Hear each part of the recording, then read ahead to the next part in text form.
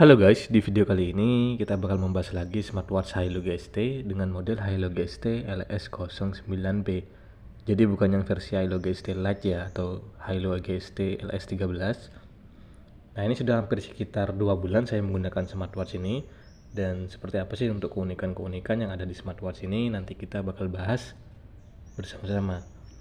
Nah, untuk bagian bodi belakang dashboardnya ini terdapat spesifikasi singkatnya. Nah, dari pembelian smartwatch ini kita bakal mendapatkan kartu garansi, satu buah charger magnetik, smartwatchnya, dan buku panduan untuk mengoperasikan smartwatch Hailu GST-nya. Untuk charger magnetiknya ini sudah menggunakan 2 pin ya. Dan untuk mengisi daya ini tinggal kita tempelkan ke bagian bodi belakang, nanti otomatis dia bakal mengisi daya. Nah, untuk smartwatch Hailu GST ini dijual dengan harga yang cukup terjangkau, tetapi memiliki fitur dan desain yang cukup menarik nih di kelas harganya. Dijual dengan harga di kisaran 280.000 sampai 380.000 rupiah. Buat teman-teman yang mau beli bisa langsung saja cari di online shop. Dan ini juga sudah tersedia beberapa pilihan warna dari smartwatchnya. Ada yang warna hitam, warna full black seperti yang saya beli ini, dan yang kedua ada warna hijaunya, warna army. Yang ketiga itu warna pink teman-teman. Jadi kalian bisa pilih sesuai dengan warna yang kalian suka. Nah, buat kalian nih yang baru beli smartwatch atau mungkin mau beli smartwatch, saya sarankan untuk membelikan bagian pelindung layarnya ya, seperti tempered glass ataupun bumper case seperti yang saya beli ini. Atau mungkin kalau kalian bosan bisa mengganti bagian strapnya dengan model strap yang lain. Nah, kenapa kok smartwatch saya masih terlihat mulus dan juga tidak ada goresan ataupun lecet ya di bagian layarnya? Yaitu guys, karena saya belikan pelindung layar dan juga bumper case-nya. Jadi bisa melindungi bagian layarnya dari goresan ataupun lecet saat terjatuh atau mungkin terbentur dengan benda lainnya. Seperti itu. Untuk harganya juga tidak terlalu mahal ya. Harganya itu di kisaran 20.000 sampai 40.000 rupiah untuk bagian pelindung layarnya dan juga bumper case-nya. Oh iya, selama 2 bulan saya menggunakan smartwatch ini. Untuk fitur-fiturnya sih sudah cukup oke ya, mulai dari fitur kesehatan dan juga fitur olahraganya, termasuk fitur pendukungnya teman-teman sudah cukup oke di kelas harganya. Ada fitur step juga untuk mengetahui seberapa banyak dan juga seberapa jauh kita itu melangkah ataupun berjalan selama 24 jam.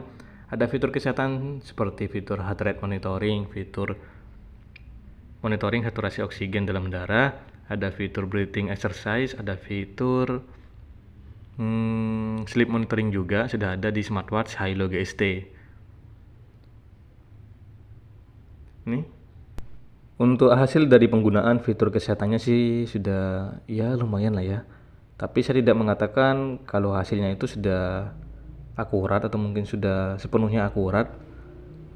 Karena sebagian besar tidak dapat kita andalkan ya, karena ini kan bukan instrumen medis juga. Jadi ya setidaknya bisa kita gunakan lah untuk memonitoring dan juga memantau kesehatan tubuh kita ya. Tapi untuk hasilnya saya tidak mengatakan kalau ini tuh sudah sangat akurat atau mungkin sudah akurat. Untuk bagian brightness-nya ini harus kita atur secara manual. Jadi kalau kita lagi berada di bawah terik sinar matahari, ya kita harus mengatur untuk bagian brightness-nya. Kita tingkatkan ke bagian yang paling tinggi untuk bagian kecerahannya. Tapi selama saya menggunakan smartwatch ini, saat berada di bawah terik sinar matahari sih masih terlihat sangat jelas untuk bagian layarnya. Terlihat cukup tajam dan tampilannya tuh jernih. Apalagi saat kita tuh berada di dalam ruangan, itu benar-benar jernih dan juga tajam untuk bagian layarnya. Untuk respon dari penggunaan sensornya ini sudah cukup oke. Saat menyentuh di bagian pergelangan tangan saya, otomatis langsung aktif untuk sensornya. Responnya sudah cukup cepat sih dari respon sensor di smartwatch Hailu GST ini. Nah, untuk mode olahraganya di sini cuma tersedia beberapa pilihan mode olahraga yang bisa kalian gunakan. Ini ada sekitar 12 mode olahraga, mulai dari olahraga jogging, bersepeda, basket, sampai olahraga yoga teman-teman. Untuk mode olahraganya ini menurut saya sih masih kurang banyak ya, karena cuma tersedia 12 mode olahraga yang bisa kita gunakan.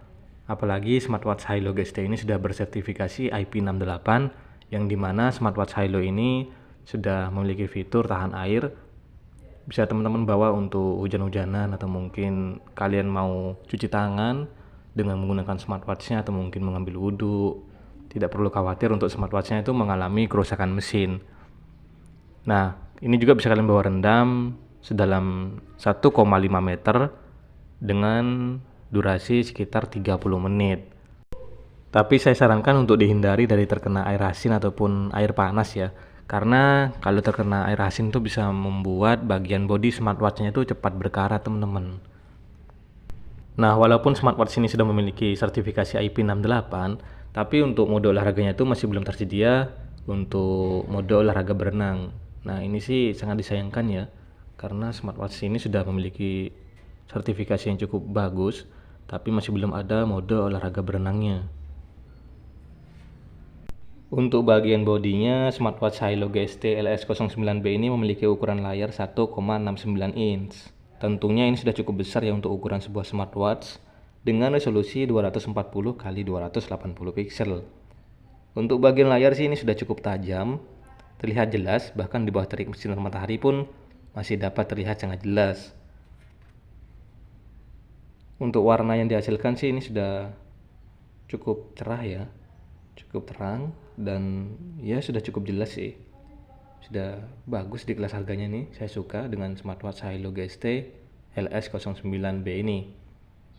Mungkin kekurangannya terdapat di bagian pilihan watch face-nya yang masih belum terlalu banyak untuk pilihannya. Jadi memang cuma ada sekitar beberapa pilihan watch face yang tersedia. Untuk bagian layarnya ini masih menggunakan layar TFT LCD display, jadi masih belum menggunakan layar AMOLED ya. Tapi untuk hasil dari bagian layar yang diberikan ini sudah cukup terang sih. Masih belum ada fitur always on display, dan juga untuk durasi dari waktu layar menyala ini tidak bisa kita custom, teman-teman. Mungkin sekitar 15-30 detik saja.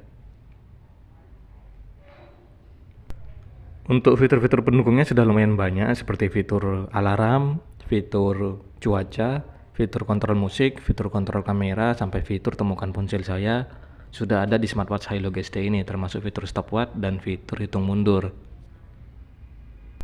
Untuk daya tahan baterainya selama saya menggunakan smartwatch Hilo GST ini sudah cukup awet. Smartwatch ini tuh memiliki daya tahan baterai berkapasitas 220 mAh. Nah, ini sudah cukup besar ya untuk daya tahan baterai dari sebuah smartwatch. Selama saya menggunakan smartwatch ini tuh bisa bertahan kurang lebih sekitar 15 hari sampai 20 hari, teman-teman, dalam mode standby ya. Jadi tanpa mengaktifkan fitur seperti heart rate monitoring dan juga fitur pendukung lainnya seperti mode olahraganya atau mungkin fitur-fitur kesehatannya. Itu jarang saya aktifkan. Dan untuk daya tahan baterainya tuh jujur ini tuh awet ya.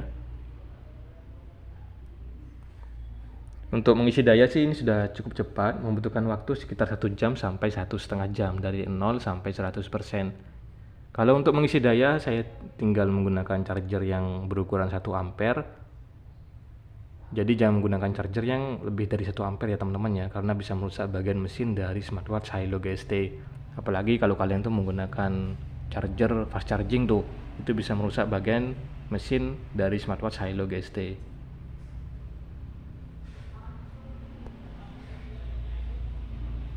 Untuk responnya sudah cukup cepat. Ini sudah ada fitur rest to wake ya. Jadi tinggal kita arahkan ke wajah kita, nanti otomatis smartwatch-nya ini bakal menyala, teman-teman.